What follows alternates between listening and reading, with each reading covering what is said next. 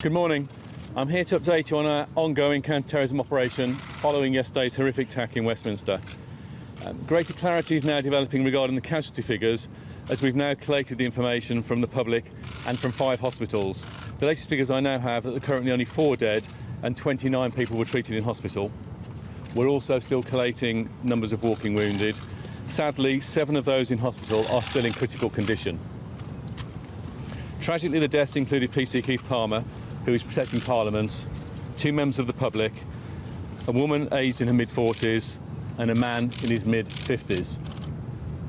The 4th man, of course, was the terrorist who was shot dead by armed police at the scene. Hundreds of detectives have been working through the night, and during that time I can confirm that we have searched 6 addresses and made 7 arrests. The inquiries in Birmingham, London and other parts of the country are continuing. It is still our belief, which continues to be borne out by our investigation, that this attacker acted alone and was inspired by international terrorism. To be explicit, at this stage we have no specific information about further threats to the public. Clearly the investigation is ongoing, developing all the time, and we continue to focus on his motivation, his preparation and his associates. I do recognise that you, the media, are making progress in identifying the attacker. I would continue to ask that his name is not published while we're at a sensitive stage of the investigation and, as I say, still conducting searches and still conducting arrests. This large and complicated crime scene remains in place and our work there continues, and I would like to thank everyone for their support and patience as we finish the work. As people are out and about today, returning to the streets of the capital this morning, they will see more officers on duty, armed and unarmed, and a mix of Metropolitan Police, British Transport and City of London.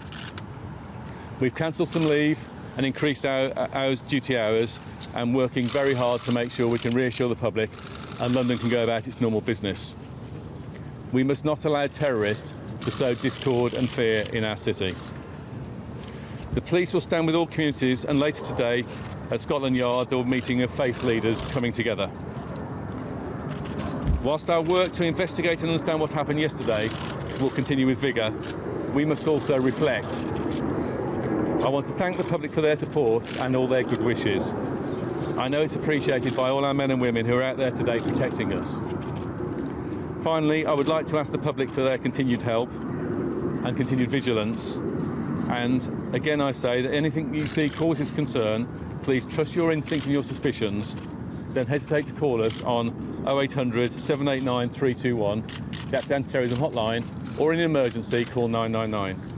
Thank you. I'll take a couple of questions. Has the video that the public have been sending in been helpful? You've been getting emails and pictures being sent to you. So we've got CCTV from the scene, we've got many videos sent in from the public, and part of piecing together the exact detail of what went on will come from those videos. So thank you to the public for that. I know you don't want to identify the attacker at this stage, but can you confirm at least whether he was a British national?